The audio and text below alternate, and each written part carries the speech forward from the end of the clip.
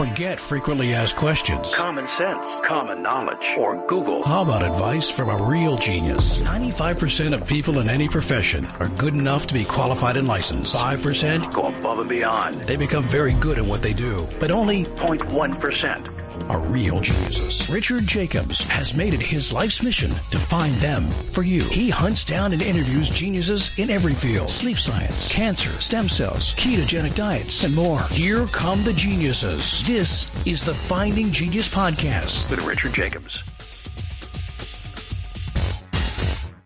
Quick note before we begin, the Finding Genius Foundation, as part of the Finding Genius Podcast, has recently completed a book about understanding viruses. So the creation of this book was to interview 100 virologists, ask them a lot of deep, difficult questions, take the most difficult questions, and then re-interview the top 25 or so and ask them the hardest questions I could think of.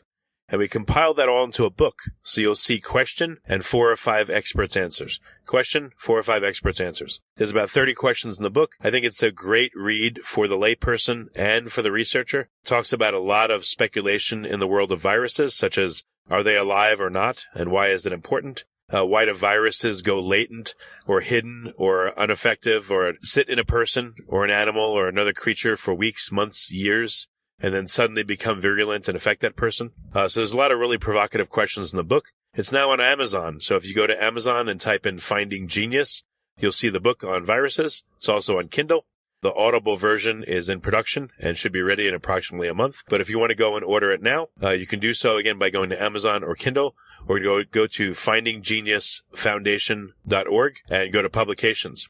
There's an opportunity as well to get the transcripts of all the interviews and to hear the original interviews themselves. If we put them all together, the book would be about 1,000 pages, but we condensed them down to make it juicy and concise and tight and very interesting. So I hope you'll check out the book. We're now working on one about cancer, but this is going to be our goal is 3 times a year to come out with these masterclass books that I think will inspire new scientific research, and I hope you'll check it out. Thank you. Hello, this is Richard Jacobs with the Finding Genius Podcast, now part of the Finding Genius Nonprofit Foundation. I have Michael Hopkins, PhD. He's an assistant director of the Coastal and Community Program at Pontchartrain Conservancy in Louisiana. So, Mike, thanks for coming. How you doing? Good. How are you? Thanks for having me. Yeah. Tell me about your work at the Conservancy. What do you do? So I'm a geologist by training. I came to work here back in 2016 when I finished grad school. I went to Tulane University here in New Orleans. And I started working here kind of as a GIS specialist, which is a geographic information systems specialist, basically just looking at geospatial data, collecting data, processing it. But as I got to work here longer, I got more ingrained into the science that we do. And a lot of the science that we focus on is related to coastal restoration or coastal monitoring. The Pontchartrain Conservancy started, or it was originally named the Lake Pontchartrain Basin Foundation, and started in the late 80s as a public group that advocated for cleaning up Lake Pontchartrain, which is the body of water that's just north of New Orleans. And it's not really a lake, it's actually an estuary. It has a connection to the Gulf of Mexico. But over the years, its mission has grown and morphed into general coastal restoration type of work. We still do water quality. That's a separate department from mine, where they go out and monitor the water quality of the lake and the surrounding region. But my work primarily focuses on things like subsidence, for example, which is the ground literally sinking below you, if you want to think of it that way. It's a huge problem in this region. And one of the reasons why New Orleans has such environmental issues, it's one of them. We also what is that called? Subsidence or subsidence? Yeah, either way, subsidence. Or sinkholes or? It's literally a process. It's a common process in a delta, which is New Orleans sits on the Mississippi River Delta, of course. But it's the natural process of the land sinking. So it's if you have a volume of sediment that is being laid down over time, as you put more and more sediment on top of the older stuff, the stuff at the bottom will tend to compress over time. You drive out water from the pore spaces between the sediment grains. And as a result, the net effect is that the land surface will go down. But if you have new sediment coming in to kind of compensate for that, you won't get a net change in the land elevation, but in this area, because it's been cut off from the Mississippi River for the most part, there is no new sediment coming in. And so this process of subsidence it's always ongoing. It's just because there's nothing new coming in, it kind of just takes over. And so the result is that, the majority of about half or a little bit more than half of New Orleans is now below sea level. But it didn't start that way. They started above sea level. It's just there's no new sediment to come in and keep the land surface elevated. What's the time scale that over which this happens, and how much drop is there in the elevation on average? So inside the levee system around New Orleans, the average, I think, is about 9 millimeters per year, give or take. So when you look at a time scale of like 100 years, that can be a significant amount of elevation change, which, it's constantly ongoing. Some places may have a little bit higher than others, depending on things like, organic material, because a big issue, especially inside the levee system, is when you draw down the water like we do, we have to pump all of our rainwater out, right? If not, it would fill up like a bowl. But the result of that is lowering the water table. And when you do that, you expose all that organic material to air, which then starts to decay. And that decay of organic material causes the land surface to move down even faster. What do you mean decay? Like, what do you mean by that? What's an example? Well, just organic rich material. If it's saturated with water in a low oxygen environment, it tends to maintain its bulk, its material. But if you draw down the water and then it gets exposed to more oxygen, the organic material begins to break down, and then it loses its volume. It loses the material through that decay process. And that can contribute to subsidence. That's a large contributor inside the levee system. But a lot of our work focuses outside of the levee system. I'm not sure if you're familiar with the concept of multiple lines of defense. It's an overall strategy where we have found that our levee system, or our levees and flood walls, work best when used in conjunction with natural features like marshes, swamps, natural ridges. And so a lot of our work focuses on kind of the overall science of how to maintain those sorts of things and how to bring them back, either through things like direct marsh creation projects, tree plantings, or large scale projects like sediment diversions, which is literally putting a gap in the levee system of the Mississippi River and letting water out into the marsh to build new land or maintain existing land. So that was a mouthful. Yeah. Well, okay. So what can you do about subsidence? Can anyone do anything? And if so, what can be done? There are a couple of strategies. I'm not sure how much of it's being done. Let me think for a second. So one way to reduce subsidence is to let more water infiltrate into the ground to slow down that decay process. If you let more water infiltrate into the ground, you keep the ground saturated, you reduce that oxygen exchange, and you can reduce the rate of decay of that material. That'll kind of reduce the subsidence rate. But the best overall strategy is to add sediment. And you can do that. Add it how? What, just on top, or do you compact it in, or what do you do? You can pump it out. There are two primary strategies that you could use. You could what would be called dredging, where you literally pump sediment either out of the river or from just offshore. You've seen like barrier island restoration projects where they literally pump sediment from just offshore onto where they want it. You can do it that way. Or one of the big things that we advocate for are sediment diversions, which is where you make that gap in the river and let the river do the work.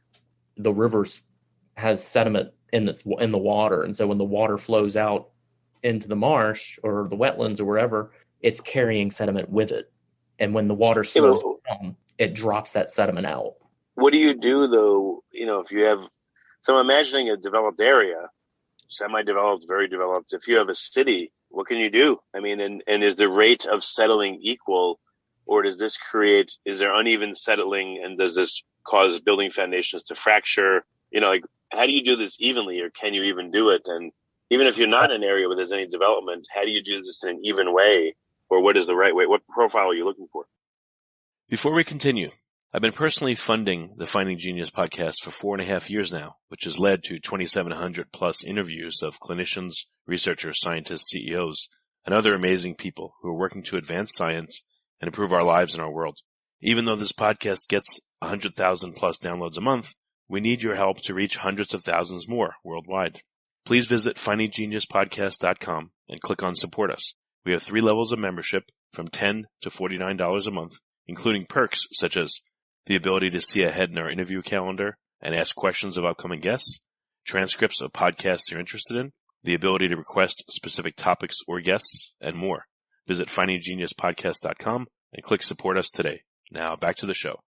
I mean, those are good questions. You can't really do a sediment diversion inside of in an urban area. Those would be more strategies that would be like, letting more water infiltrate in to kind of reduce the rate of settling that way. Adding new sediment really won't. It's not very effective, useful. It's just not overall very effective. Right. You're in a developed area. You can't just add a huge amount of sediment.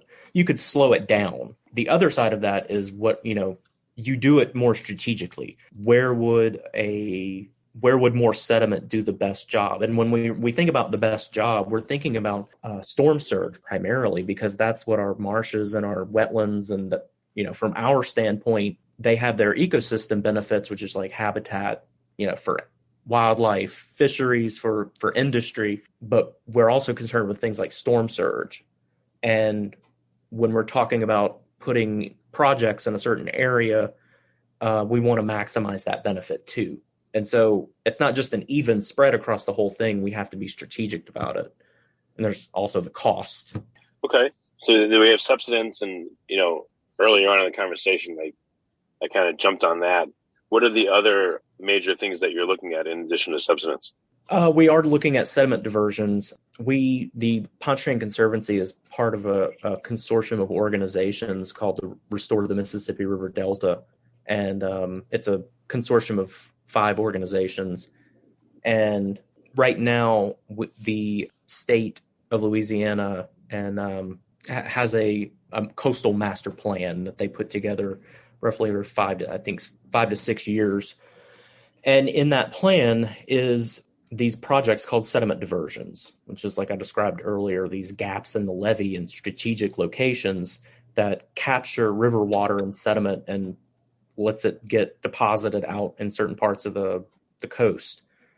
The idea is to combat land loss. Land loss, I'm sure you're aware, in Louisiana is in a crisis. How does land loss happen? It can happen in multiple ways. Most people think of, like coastal erosion, like a storm comes in and the waves, crash over the marsh and then it kind of disintegrates over time. That's one way, just like short erosion, direct erosion.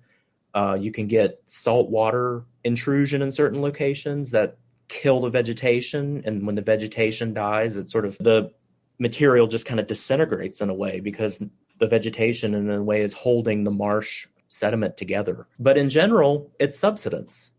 It's just a gradual lowering of the land surface over time. That's one of the biggest drivers of land loss. Well, so if I'm right on the water, I mean, I've got water all around me, and if I look at the land, let's say I've got a little beach or again a marshland, I would guess there would be tons of water beneath me. Does subsidence happen a lot faster in those areas, or what does it look like? It typically probably would happen slower because I would say off the top of my head, it probably would happen slower.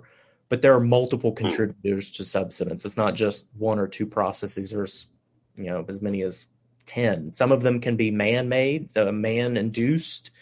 Others are just natural processes that the rates of them can vary depending on your location.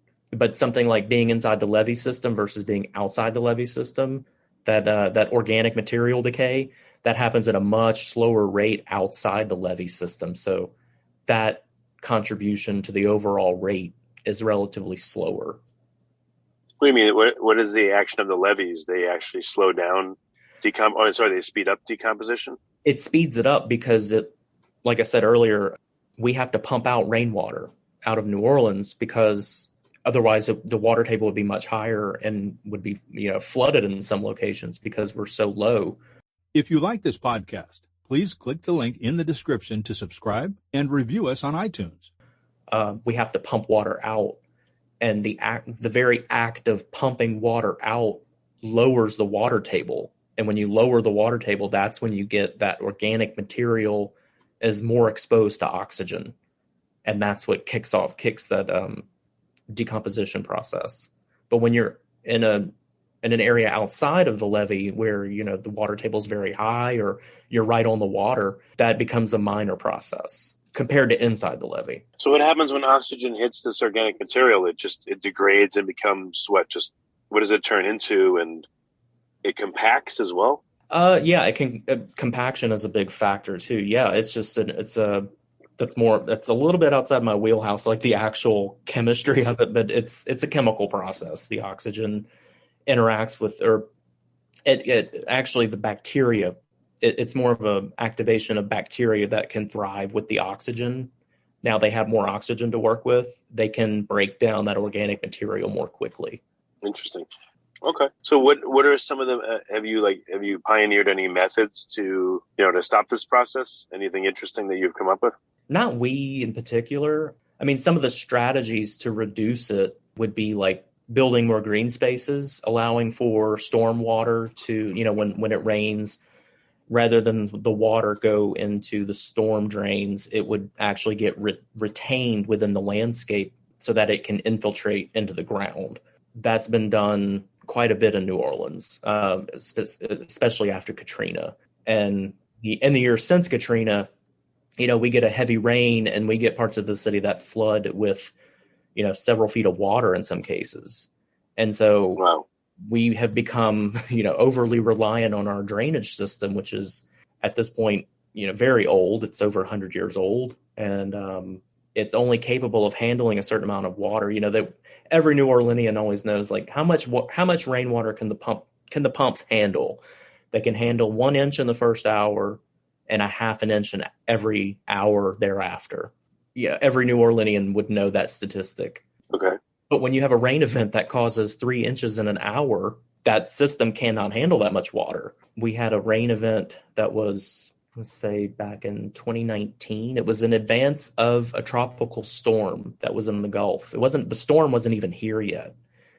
And parts of the city got 9 inches of rain in 3 hours. I mean, it's no drainage system in the world can do that, can keep up with that. So ours, even though it's still very good compared to other places in the world, no, I don't think any system is quite like the New Orleans drainage system, but it's becoming very apparent, and it has become apparent that we have to deal with water in other ways. And one way is by constructing green infrastructure projects like rain gardens, bioswales, ways of keeping the water like on the surface and letting it infiltrate more slowly rather than have it go into a storm drain.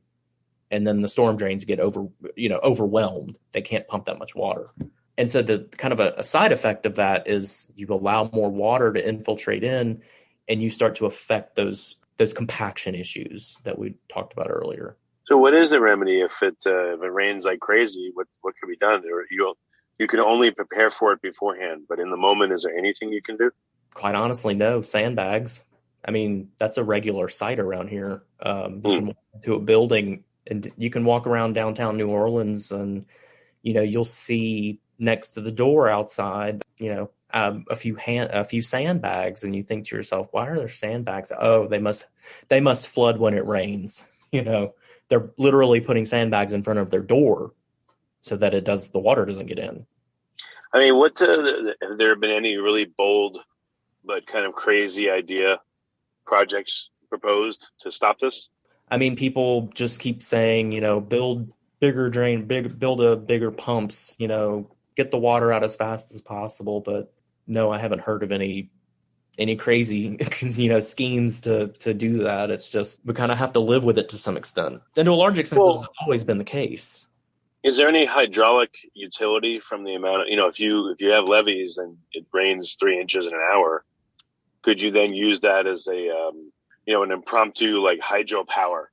Could you use the water could you send it deliberately over, cascade it out and harness energy from it somehow? I mean, I don't think you could do that. No. So the way that the system currently works is that there are drainage canals that are literally from Lake Pontchartrain to the north, and they extend southward into the city. And you have the underground drainage system, which links into pump stations, and the pump stations pump the water from the underground pipes, into the drainage canals. And then the drainage canals they carry the storm water into the lake.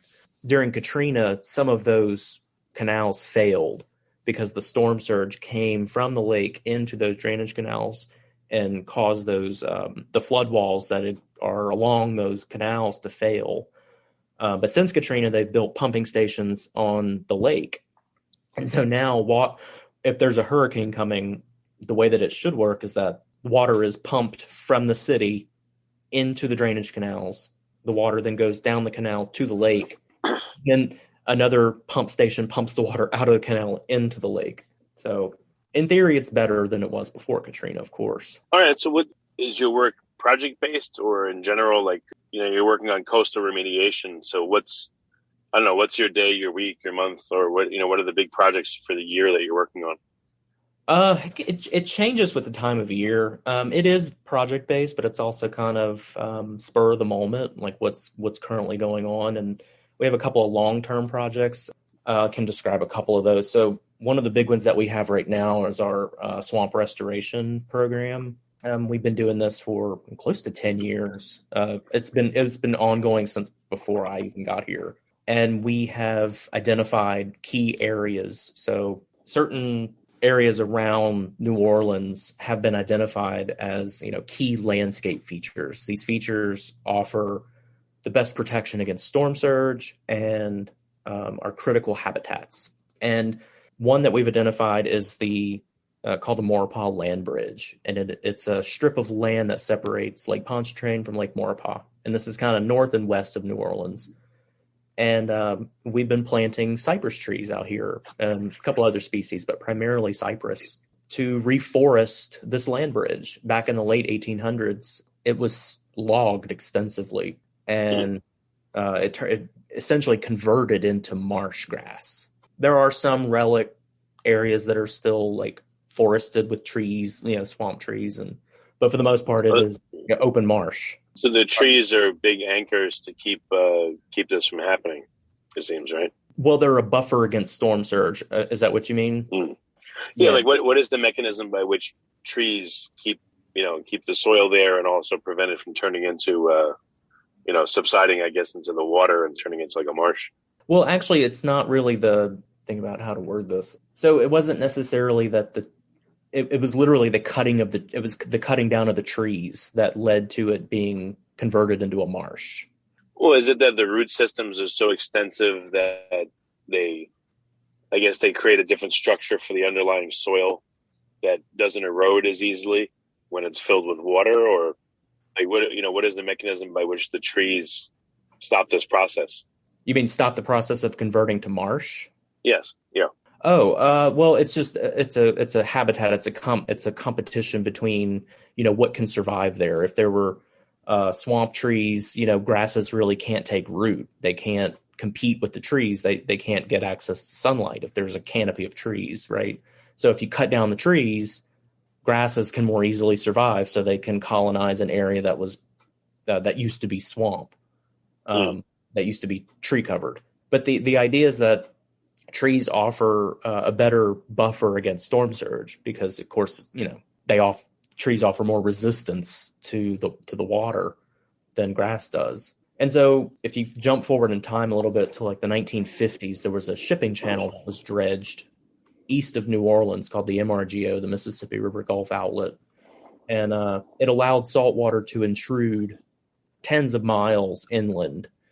It didn't raise salinities really, really high, but it raised them enough such that the area that we're talking about, the Maurepas Land Bridge, the salinities got high enough that it really prevented cypress trees from naturally regenerating in some of these areas, some of these critical areas. But since Katrina, that shipping channel was closed, and now we're seeing salinities decrease to the point that significant areas are suitable to be replanted.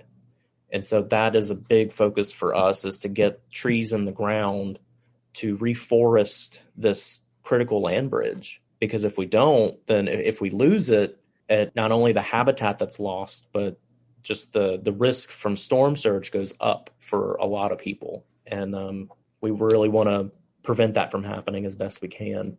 So how long have the trees been there and planted, and, has it been years or is it just recent? It's fairly recent. It's been within the last 10 years. Our oldest planting is about 8 to 10 years. But we've learned a lot from it. There's an invasive species called nutria. They're kind of like a big rat. Like capybaras, but I guess they're kind of a mixture of like a rodent beaver. Yeah. Or... And they are very destructive eaters, and they eat young vegetation. And what they'll do is they'll dig out the roots of these trees, and they'll eat just a certain part of the root and then just kill the tree. So when we first started planting, some plantings had almost 100% mortality. All the trees were dead because of the nutria. And so we came up with there actually are... You're going to make a nutria burger restaurant right in that area and eat them. Maybe that would get rid of them. Yeah. They, I think the state of Louisiana offers $5 a tail if you bring them in. Tail? Yeah. Are they edible? I know maybe it's ridiculous. Are they edible or no? The nutria? I think they are, but I've never tried them. I think there are some people that do eat them, but we found that if we put a stake in the ground with a plastic sheet around it, we call them nutria protectors, that our mortality dropped, and we have about an 80 to 90% survival. So why the nutria can't dig it, or what? They'll leave them alone. Yeah, they won't. It's just a plastic sheet that surrounds the tree. If they're a little bit older, once they're a couple of years old, or I don't know exactly how old, but a few years will pass, and then they're not interested in those trees anymore. Oh, so, why because they're not young, delicious, tender roots, I guess, huh? Right, exactly. Another long-term ongoing project is an area on the east bank of the river below New Orleans, like south of New Orleans. It's a natural, semi-natural, I'll say, diversion of the river.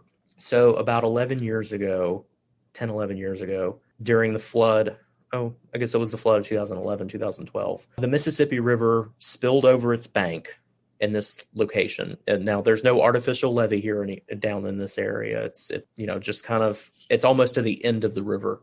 The water spilled over the natural bank, and it found its way into a canal, an existing canal. Well, the flood was so long and it was so prolonged, and that eventually the river sort of carved a path from the river into this canal, and it initiated a permanently flowing channel of the Mississippi.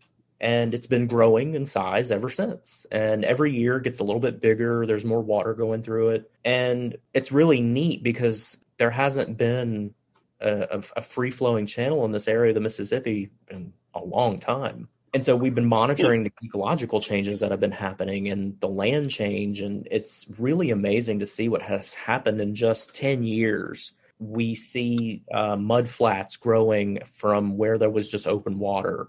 We're seeing trees growing where there had just been grass a few years ago.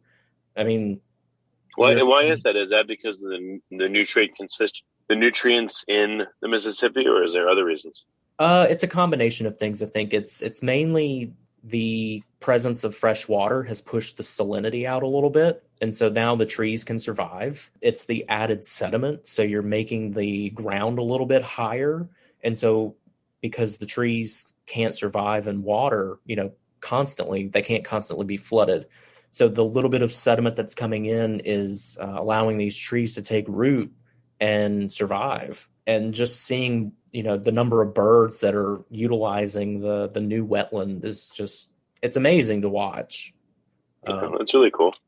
Yeah, we're trying. But why is it? Is it just because there's a consistent channel water source there now, or no? Yeah. It's basically, that's it. There's a constant source of fresh water and sediment, and so it so clearly demonstrates. We bring people down here all the time to see what the benefits are.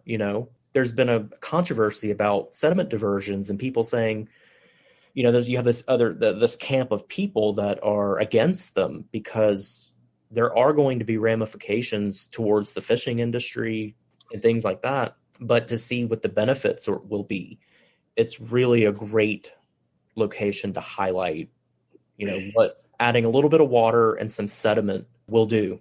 It will build land. It will maintain existing land.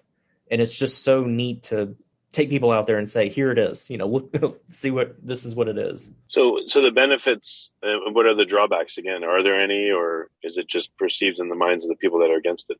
There are drawbacks, and those would primarily be towards it does change habitat. If you're putting fresh water into an area that had been primarily salt water, you're going to change where those species exist. You know, you're going to drive saltwater species further out or to different locations, and you're going to have freshwater species that will, you know, kind of move in. This is particularly a touchy subject with like oyster fishermen. You know, they rely on certain salinity conditions to get their harvest, and they lease water bottom. You know, they lease these areas that from the state. And so they can't just pick up their oyster harvest and move it. You know, they depend on certain conditions to exist. And if there's a huge amount of fresh water coming in, you know, if it's going to be constantly coming in, there's nothing that they can do. They'd have to move their lease, or, you know, these are all conversations that we're trying to have with fishermen, with scientists, with state policymakers of how to mitigate the detrimental effects from diversions. And when I mean detrimental, I mean like the impacts to people primarily. Right. Okay. And the problems you deal with seems to be very complex and multifaceted, and I mean, like, I don't know, really tricky. So I applaud you for, you know, working on this stuff. What's the best way? I mean, how important is public involvement and public knowledge of what you're trying to do for what you're trying to do? Does the public need to be able? Can you just do your work in the dark and it's fine, or do you really need not only the public's knowledge of what you're doing, but their help? No, we definitely need their help. That's why we try to engage with people that, you know, make their living on the water. They recreate out there. We want to know this isn't just about what we want. You know, we're following science. We follow what science is telling us. But at the end of the day, when you're talking about restoration or you're talking about how do we approach a problem, it's people have to be involved in that conversation. We can't make these decisions for them. We need to be involved because whatever decision you make should be grounded in science. I feel like I'm rambling a little bit, but no, we do need to involve people because when I'm thinking about these sorts of problems, I want to know how they'll impact people. If we're going to be putting fresh water into an area that's been primarily salt water, yeah, there's going to be ecological changes. It's just how it works. We live in a delta. It's a constantly changing environment. And if it's going to affect someone in a harmful way like that, then there needs to be some sort of mechanism to help them, to alleviate that effect. And I don't know what those are, but we can try to quantify what those effects might be. And that's where, you know, me and my staff come in, is we want to try to quantify what those effects might be and where they might occur. Well, very good. What's the best way for people to find out more about your work? Where can they go? You can visit our website. It's scienceforourcoast.org. Okay. That's right. scienceforourcoast.org. Very good. Well, Michael, thank you for coming on. I really appreciate it. All right. Thank you very much for having me. Appreciate it. If you like this podcast, please click the link in the description to subscribe and review us on iTunes. You've been listening to the Finding Genius podcast with Richard Jacobs. If you like what you hear, be sure to review and subscribe to the Finding Genius podcast on iTunes or wherever you listen to podcasts. And want to be smarter than everybody else? Become a premium member at findinggeniuspodcast.com. This podcast is for information only. No advice of any kind is being given. Any action you take or don't take as a result of listening is your sole responsibility. Consult professionals when advice is needed.